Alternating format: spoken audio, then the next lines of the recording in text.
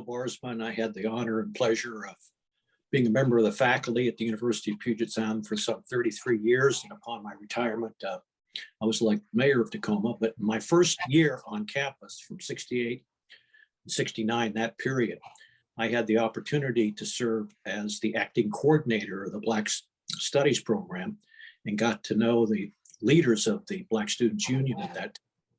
And during that period, I think we made a lot of history at the university. So looking forward to answering questions and engaging in conversation. Well, thank you, Bill, for being here. Thank you as well, Lou. I'm happy to have you introduce yourself shortly. I'm Serena. I use she, her pronouns. I'm a senior here at the University of Puget Sound. And I'm just going to go ahead and ask a opening question for both you and Lou to address. Just go ahead and provide some context for the climate over at Puget Sound in the 60s, the late 60s to be specific. You both were very pivotal in work that was happening there with the BSU, so I'd love to hear both perspectives. Well, thank you very much, group. Glad to have a chance to address you. Once again, I'm Lewis Smith, one of the charter members of the Black Student Union, and I was its first president. To give some context of the environment there at UPS, I draw on the context offered by one of our our best authors, and that would be Charles Dickens in his Tale of Two Cities.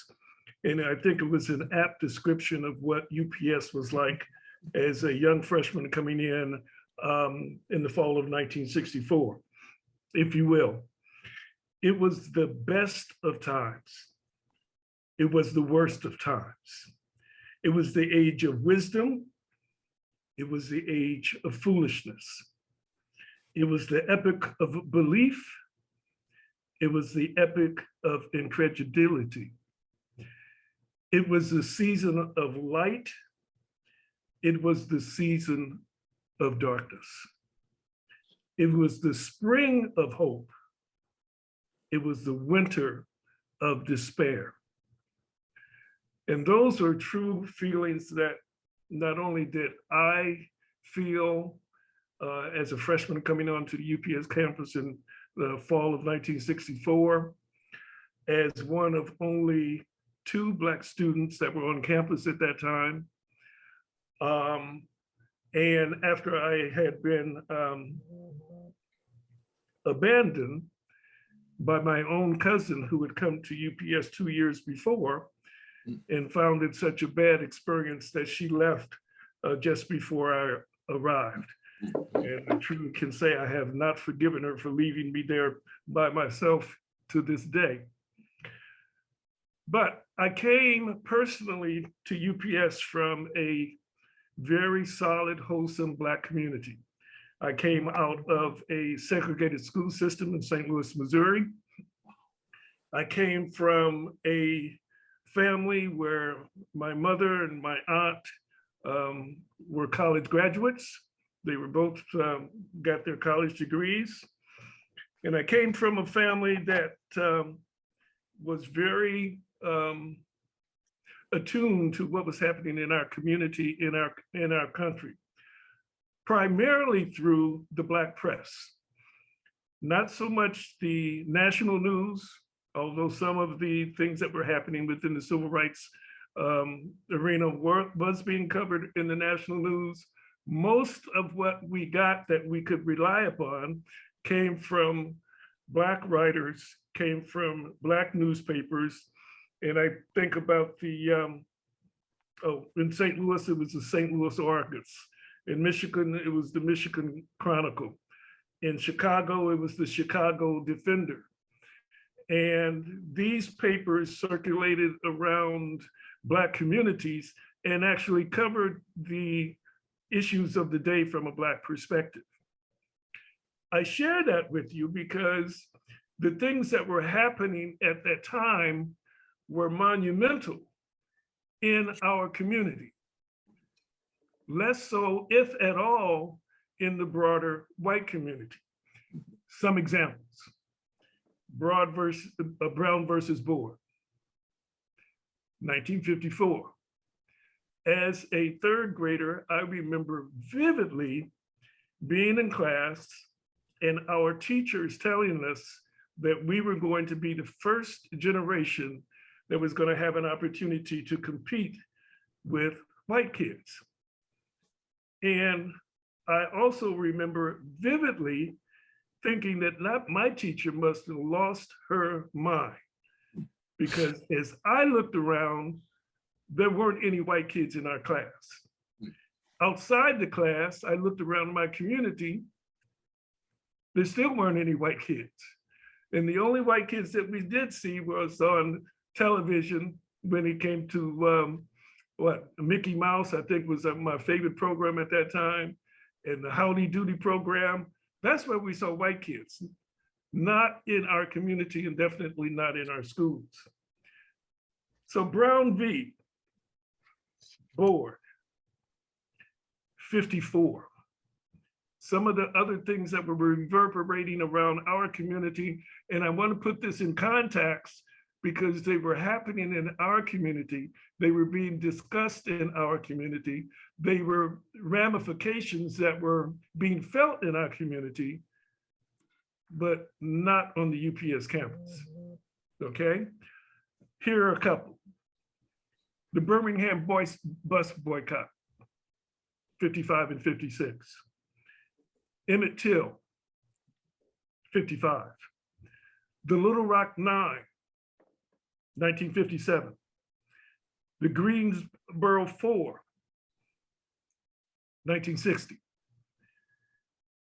Ruby Bridges, the little girl that had to be escorted to elementary school by US Marshals, again, 1960. The 16th Street Baptist Church bombing, 1963. Chaney, Schwerner, and Goodman, 1964. The year that I came to UPS, 1964, June 21st, 1964. The assassination of Malcolm X in February of 65. Bloody Sunday, the Edmund Pettus Bridge, March of 65. And just 6 months after, less than 6 months actually, after we started the Black Student Union, the assassination of Dr. King. Tremendous impact, all of these. But they were impacts and they were important things that were happening within the Black community.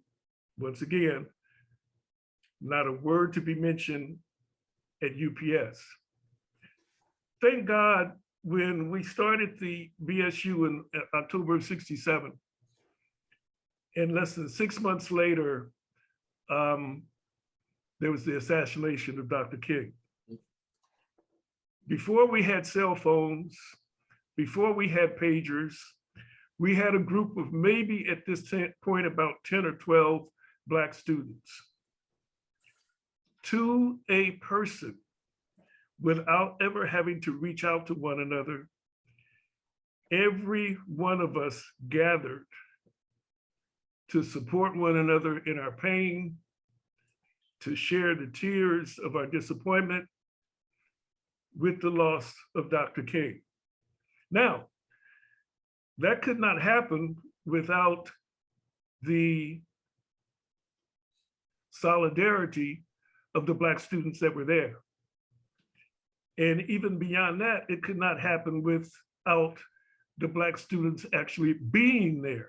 Because remember, when I got there in 64, there were 2 of us on campus. Let me say that again. 1, 2. So these are some of the things that are part of my memory and bring us forward to why the Black Student Union was so important to form, to nurture, and to develop, so that when we left, that students coming to UPS, students of color, students from various backgrounds, would have a place to grow, a place to develop, to nurture their own professional development and being. And I am so happy that that dream has been realized to such a great extent. That was amazing. Thank you for sharing that with us. That was really, really well spoken and really good background. My name is Kellen Hagans. I'm a sophomore at UPS, and I'm the current president of the Black Student Union. And my first question for you is going to be, how does a BSU come to life? And how do you work with no blueprint, like explicitly drawn out for you when you're trying to make a BSU? That is a great question. And I don't think I've ever answered that question before. At the time, I had some very close friends that were at the University of Oregon. And one weekend, I went to visit. And much larger university, as you might imagine, and a much greater, larger, diverse community of students. And they had a Black student union. And it turns out while I was there visiting, they had a meeting. And I was welcome to attend the meeting.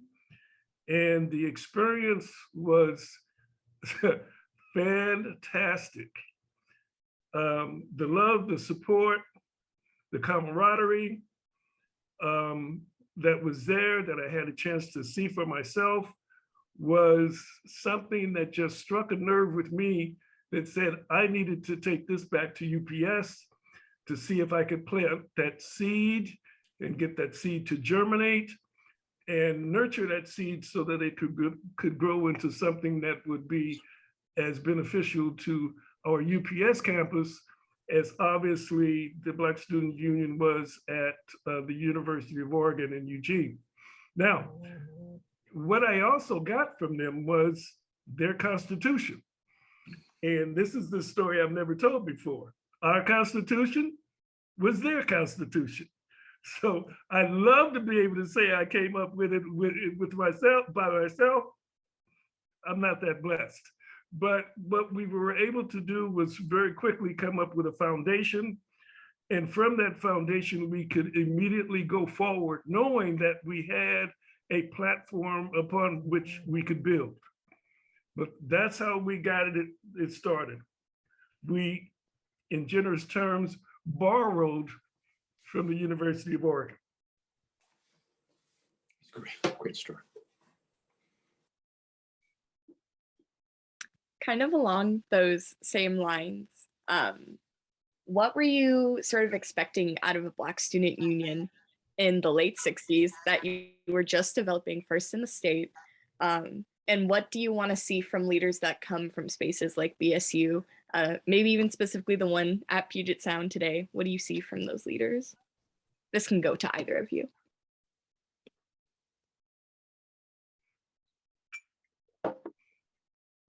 Bill, you want me to go? I've been talking for a minute. I'll follow up. I have a few things I want to say too. Go ahead, Lou. We wanted some things that we saw in the broader community.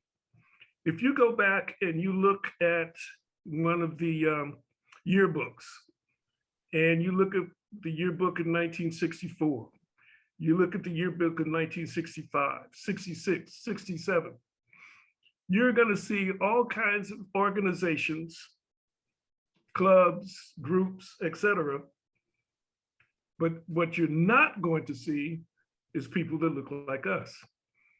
So one of the things that I wanted as a vision, and I'm just speaking as my vision, is to have the opportunity for students to come and participate in all of the experiences that the university had to offer.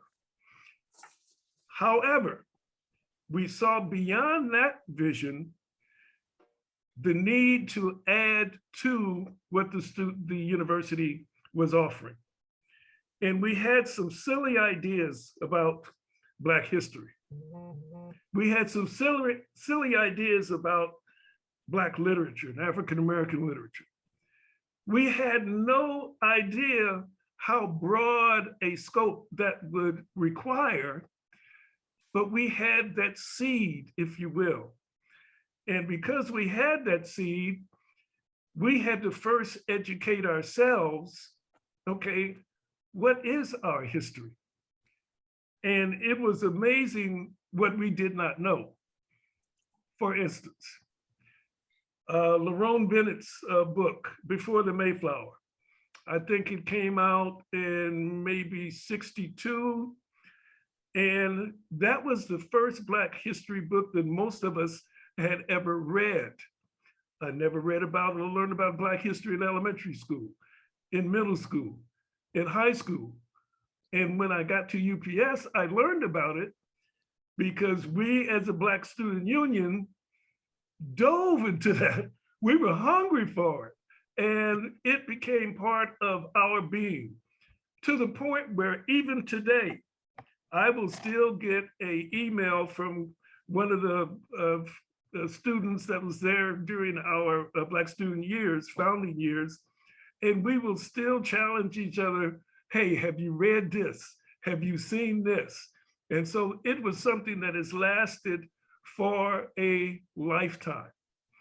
So Black history, African-American literature, the whole civil rights movement and what was happening beyond the context again of campus life. One of the books that we as a Black Student Union challenged everybody to read, to discuss, was Charles Silverman, his book, Crisis in Black and White. And if you haven't read it, it still has value in today's environment. But those are some of the things that we saw. We wanted to learn about ourselves. We wanted to learn about our diverse culture. And we wanted that diverse culture to be taught at the university level. Because as I said earlier, never took a class in history, in Black history. Never took or had offered a class in African-American literature until I left UPS and went on to graduate school and beyond. Bill, you want to pick it up from there? Sure, I'd be happy to. By the way, great words, Lou, really, which stimulates my memory as well. But to put my situation in context, I think that I was really influenced by my first spouse, Natalie Jane Myers, who was a close friend of Martin Luther King and worked with SCLC in Freedom Summer, knew Andy Young and Reverend Abernathy, and was a good friend of Hosea Williams. It's interesting, she told me that Dr. King referred to her as Natalie Wood because she looked like Natalie Wood, and which was kind of an inside joke with the group.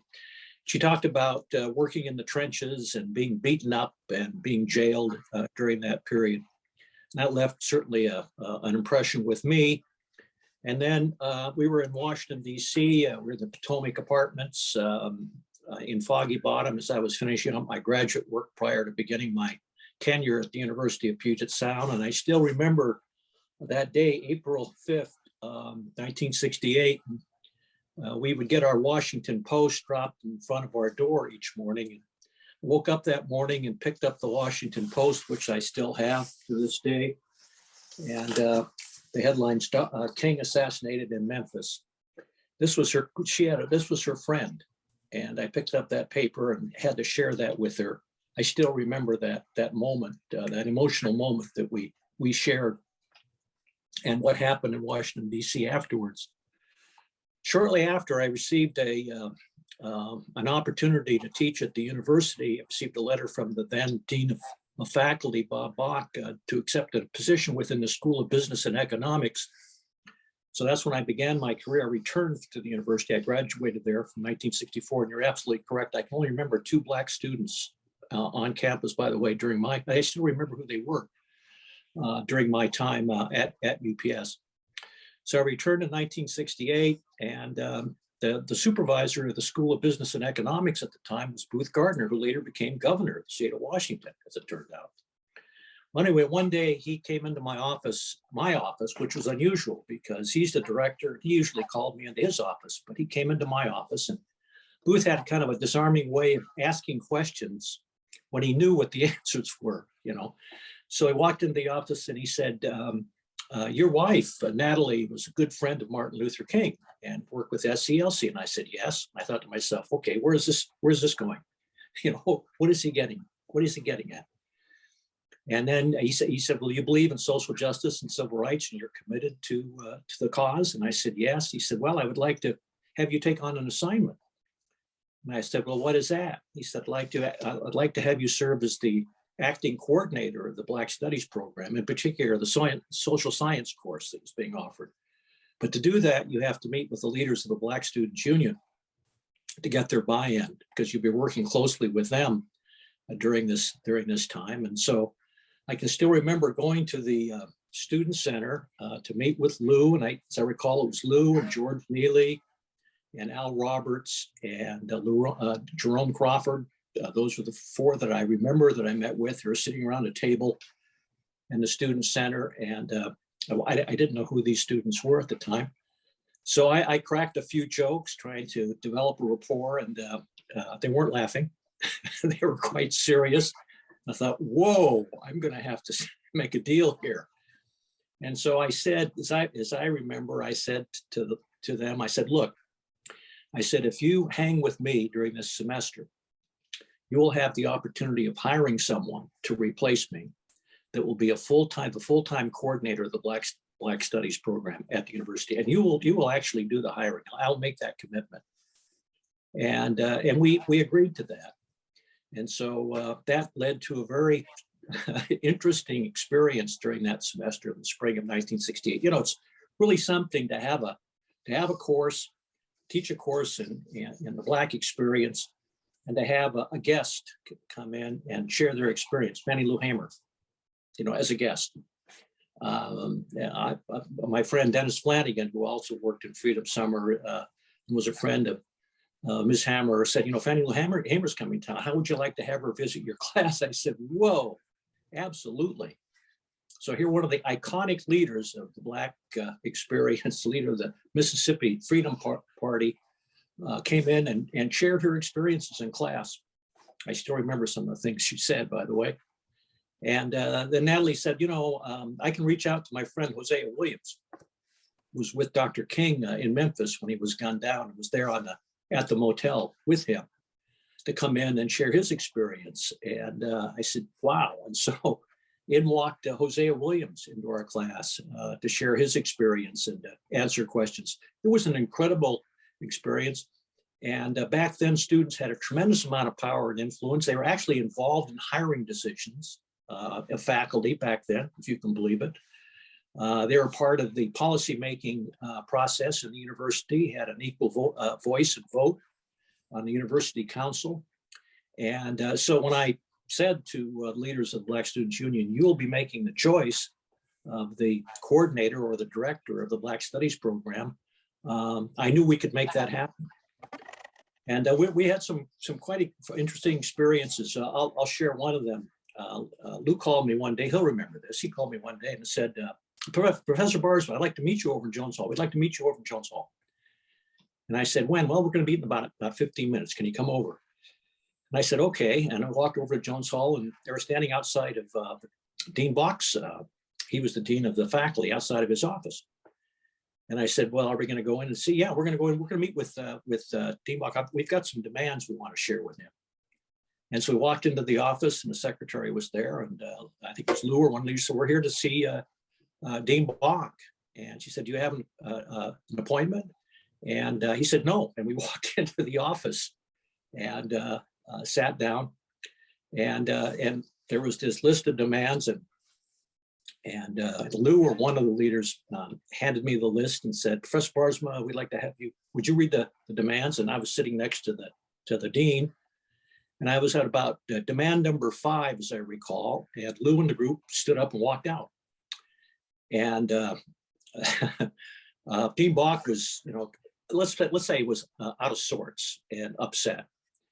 And I said, Bob, I said, have you ever heard of the term Mau Mauing? And he said, no. He said, what is that? He said, that's a black power tactic used to put your adversary on the defensive. But once your adversary goes on the defensive, you have the advantage. And this is what's good. They're going to be back. Well, how do you know? I said, well, their jackets are still on the chair. They will be back, but you need to keep your cool. And he said, well, thank you. And then when they walked back in, I finished up with the demands, and Lou said, well, we'd like to have your answer by Monday. And Dean Bach said, I appreciate it. You'll have my answer. I'll consider your demands, and I'll have your answers. And that was the end of that experience. That was not atypical of what was going on during that period, that transformative period. There was also a great uproar in the campus where the faculty were demanding that the trustees take action to hire a new president.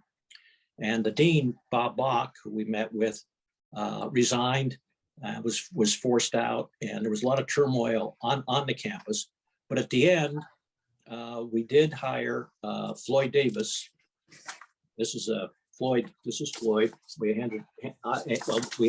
together. I helped recruit Floyd, but the Black Students Union interviewed him and recommended him, and the administration hired him as the first coordinator of the Black Studies program as a full-time member of the faculty. And that was a big change, and that was a step in the right direction.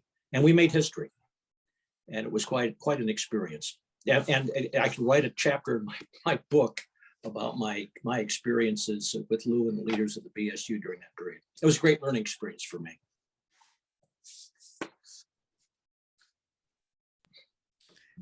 Thank you both so much for sharing. I'm loving these stories. Oh my gosh.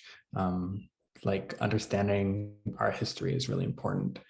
Serena, do you actually want to ask this next question since you wrote it, and I'll ask the one after it since I wrote that one? No, I think that's perfect. Awesome. Yeah, I was actually thinking a lot in preparation today about how recently Curtis actually got their first Black Student Union through the work of students. And based on what you have both been saying, I'm definitely picking up a sense of that sort of energy and nature. And I think it's just so interesting because compared to our current campus demographics, our Black student population has just crossed the 2% threshold. So more than 2 Black students, but 2% is Black. I just think it's so interesting because what was the outcome that you wanted to see of the BSU at this time? I am seeing through what you're saying that there's now a program, Black Studies, and there's obviously this community here, but was there anything else specific that you wanted to see a Black Student Union accomplish during your time in leadership?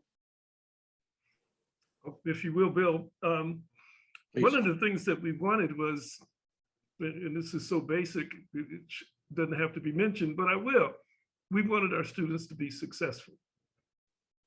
And successful from an academic standpoint, from a socialization standpoint, in all of the different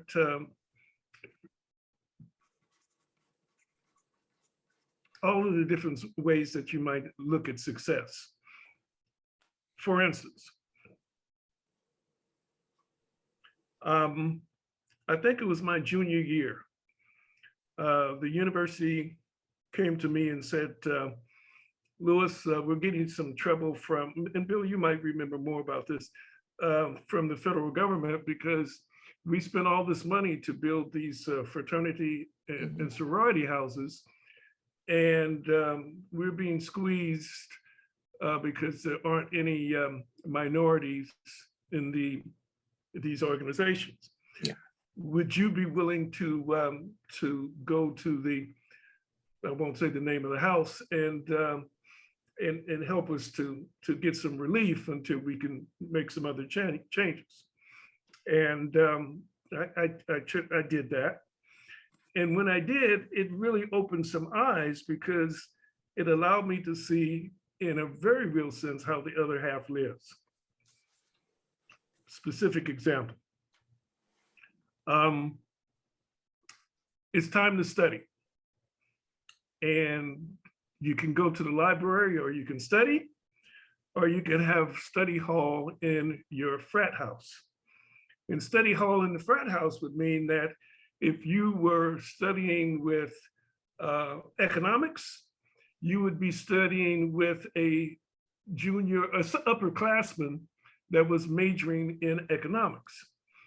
If you were studying in political science, as I was, again, you would be studying in a group with an upperclassman leading the study that was majoring in economics.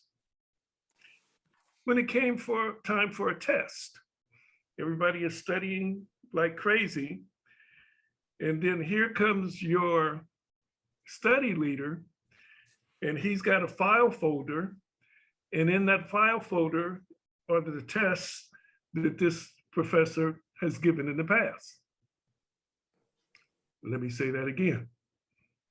The tests that this same professor has given in the past. Now, is that fair? Probably not. Is it real? Yeah, it is. And what it taught me was that, you know,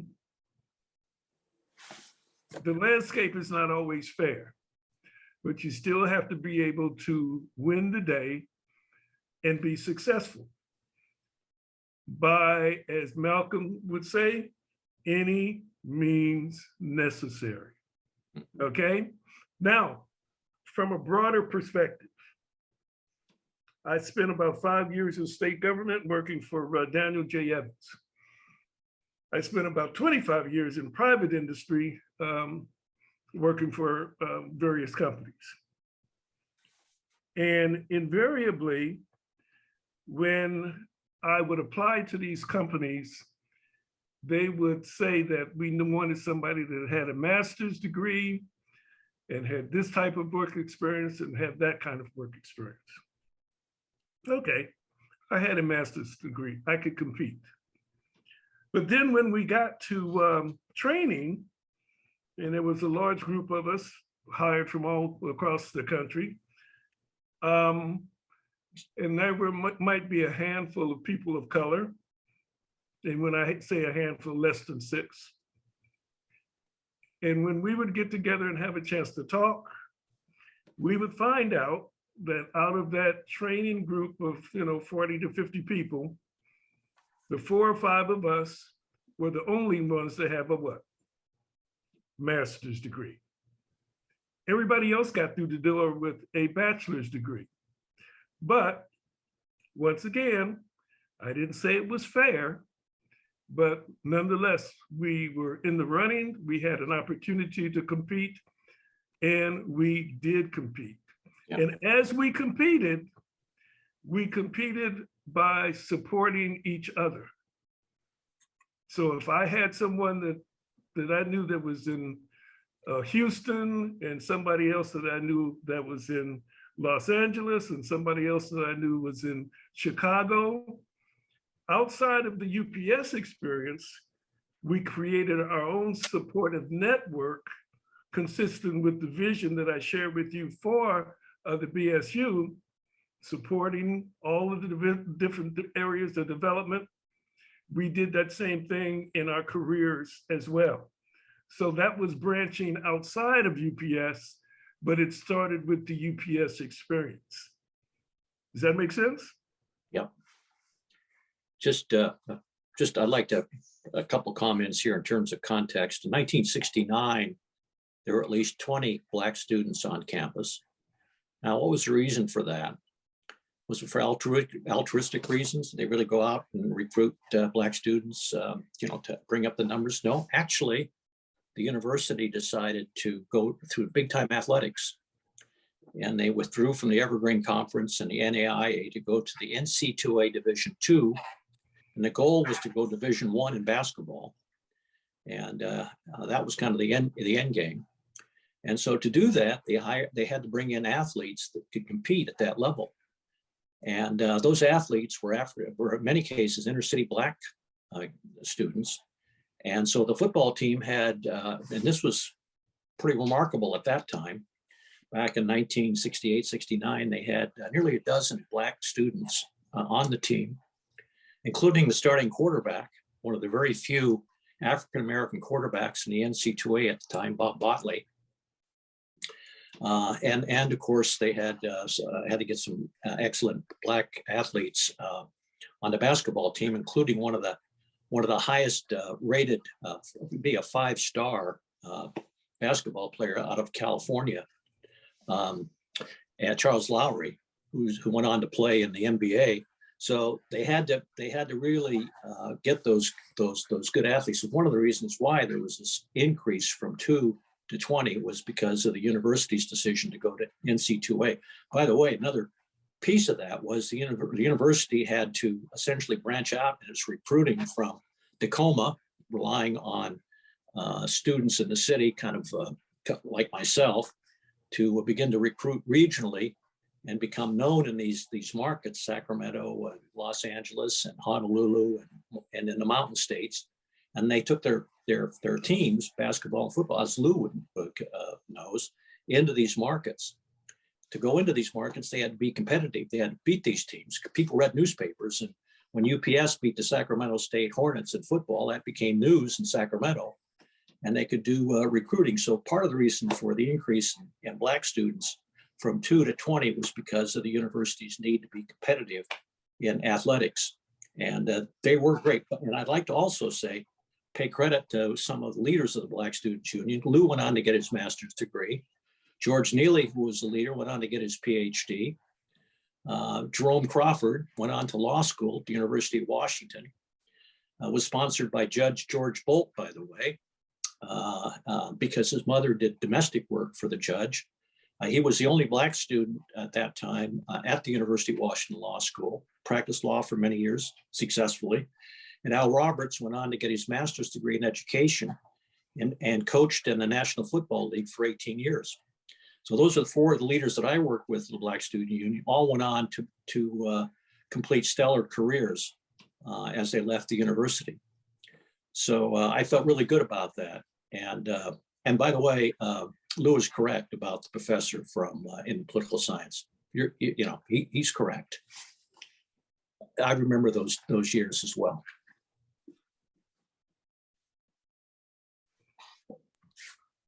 This topic really plays really well into our next question. We're kind of wanting to know what support looked like for the BSU at a more institutional level, specifically like between other organizations on campus and also just like administrative support. Bill, why don't you take that one?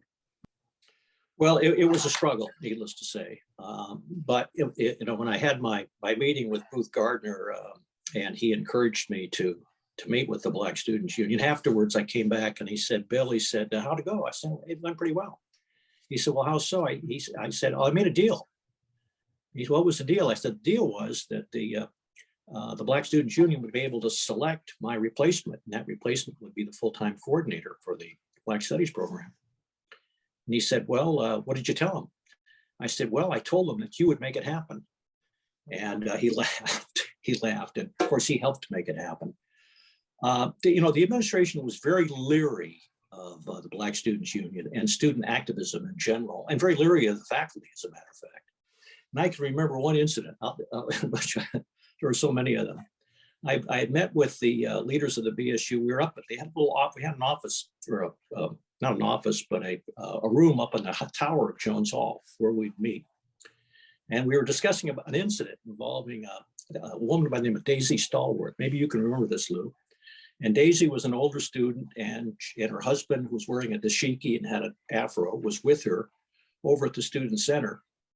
And they wanted to have lunch, and they wouldn't serve her husband. And that became a big issue, an incident on campus.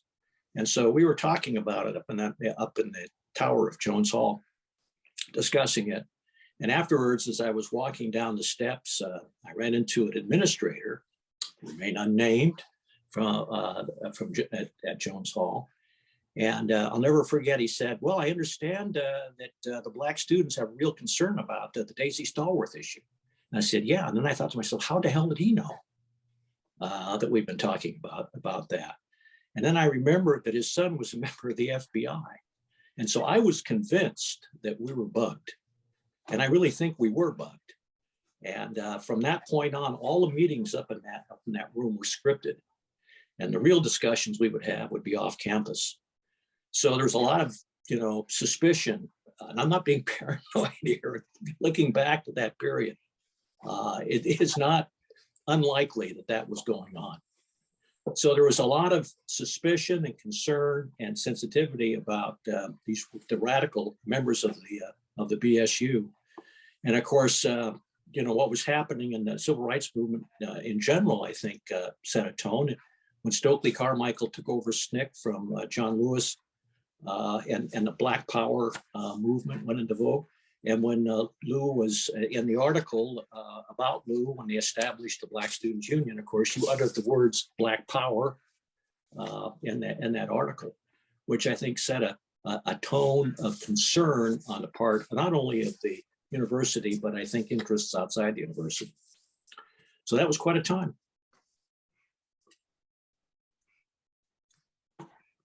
Boy, those memories. Unbelievable. It's difficult for me to answer your question, Serena, and I tell you why. What the Black Student Union has grown into now was just a seed when we planted it generations or decades ago. So it's difficult to answer what we would want to see you guys do today. In a broad sense, we want you to create the environment for the success of the students that are there, okay? That means to support their academic success, but it also means to support their socialization. One of the things that I'm proudest of at UPS was we threw parties. We threw parties. And the reason that stands out is I remember going to the first dance at UPS as a freshman.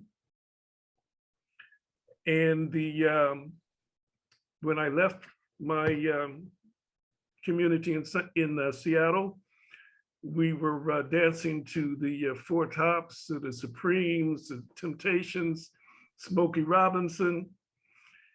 And when I came to UPS, they had a band that was playing, and the name of the band was George Washington and the Cherry Bombs.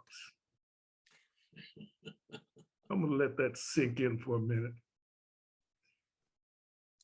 Needless to say, there wasn't very much dancing going on from my perspective, okay? So when I say that we gave parties, it gave us a chance to love our music, love our culture, love each other. So it was not all about academic success. It was also, what is college supposed to be? It's supposed to be a fun time. Challenges, of course. Growth, of course. But it's also supposed to be a fun time where you love on and celebrate your culture.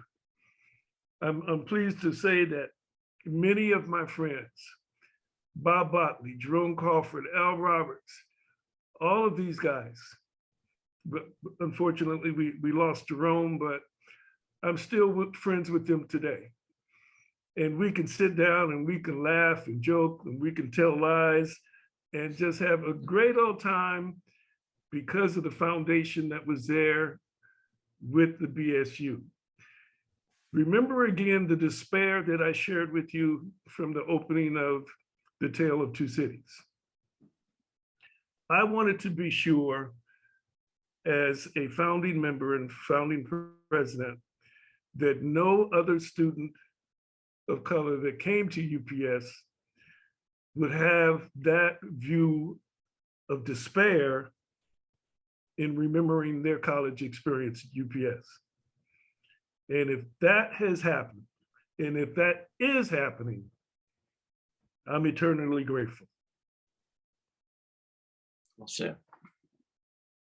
Yeah, that was really beautiful. Honestly, Was. I think along a very similar line of sort of, you know, finding these moments of joy and finding these moments to sort of celebrate your existence. I am thinking now about sort of this turn to activism that especially a lot of students on our campus partake in their own ways. What are sort of, I guess, words of encouragement you'd provide to these, you know, young leaders who are trying to take these steps towards their own reformative justice and community in school? That's yours, Blue. Bill, you want to go? No, you go. You go. You speak from the heart. The challenges that we still have before us as a people and as a nation are substantial. We cannot look at it through the prism of rose-colored glasses, because we are challenged. Do we continue to have our democracy as we change from being a white majority culture to a majority culture of people of color? Do we continue to live out the dream of democracy, one man, one vote? All of these are challenges that I know that you, as the up and coming generations of leadership, will have to battle. You'll have to overcome. I don't know how you will do it, but I have every confidence in the world that you will do it, because not achieving that goal is unacceptable. As our legacy, and as the legacy for your future generations, your children and your grandchildren, that is the challenge that Bill and I pass along to you. We didn't know how we were going to do it. And the furthest thing from my mind was that 50 years later, the Black Student Union was going to be as vibrant and as important on the UPS campus as it is obviously today. But because we fought the good fight, because we did not give up, even in the presence of tremendous obstacles like the FBI, good old J. Edgar, right, Bill? Yep. But through the grace of God, through a commitment and dedication, not only to ourselves, but also to others who are yet unseen, I have every confidence that you guys will step up to that challenge as well. Bill? I second everything that you say. I really can't add much to it. Let me just say that one of my great achievements, personal achievements, Lou, was, I know that you're really a great athlete, very talented, and good student, but I did beat you in badminton. That was Let it go, crowning Bill. achievements, my friend. One of my crowning achievements. Let it go. Yes. No, I think, as I think back, we really made history, didn't we? Together?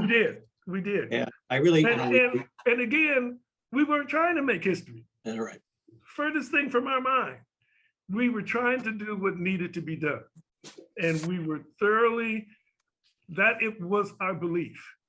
We need to create this. We need to make sure that as we go forward, we leave something behind that will be a structure that future students can build upon, a platform that their voices can be heard from about the issues of the day, of the issues of their day.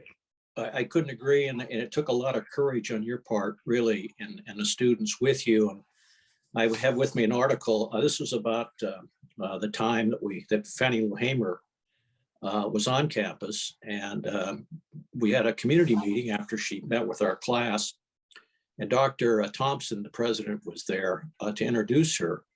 And after she spoke, you got up, you stood up, and I thought, whoa, something's coming here. Something's coming here.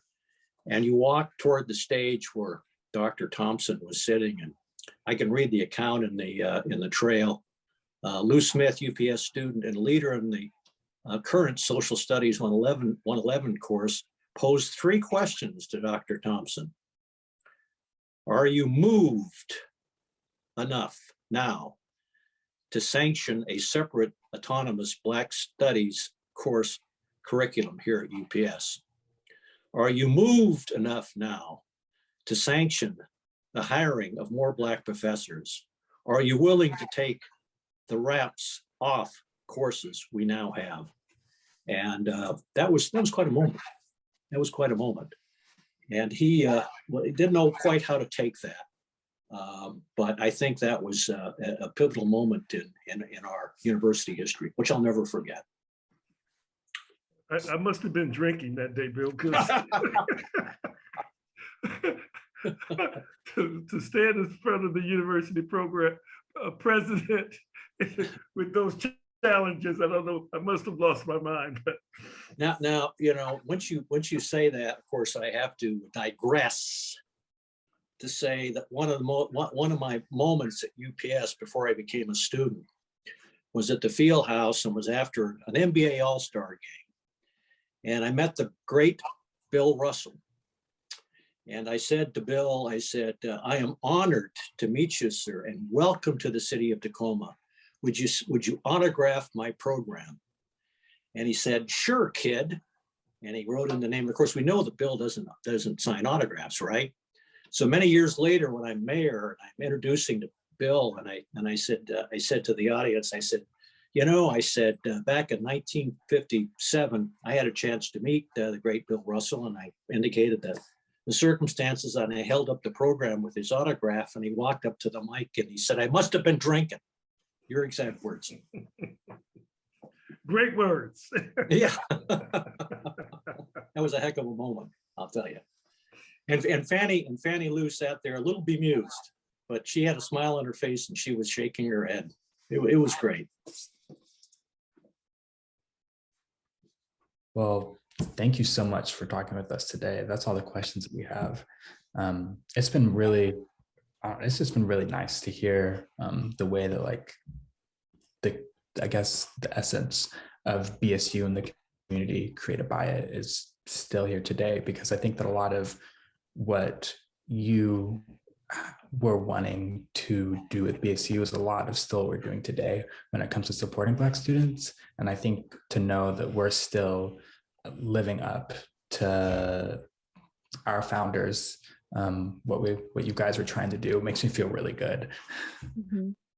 Yeah, I think as a former member of leadership in BSU, I think it's been amazing to see not only sort of the start of BSU, but also seeing the leadership that Kellen's brought into that space and seeing just how closely connected these two groups really are. I think it's a really beautiful thing to hear and witness. And I'm personally really grateful I had the opportunity to talk to both of you. I know Kellen's just as grateful, but yeah, I'm just really glad you took the time to talk with us, and I'm just sending my thanks. Well, of course, it was a great experience, and wouldn't it be terrific to invite Lou back to campus to share some of this with the members of the BSU? I think maybe we can make that happen, and the campus community. I would love to do it. Because his words were powerful. And I just, before we leave, I challenge you guys to carry the torch that we've passed on to you, carry it high. And as you leave UPS, make sure that you pass that torch on to students that are as dedicated to you are, to make sure that the flame continues, it is not extinguished, and you brighten the way for other students to follow you. Hear, hear. Thank you. Yeah, thank you so much.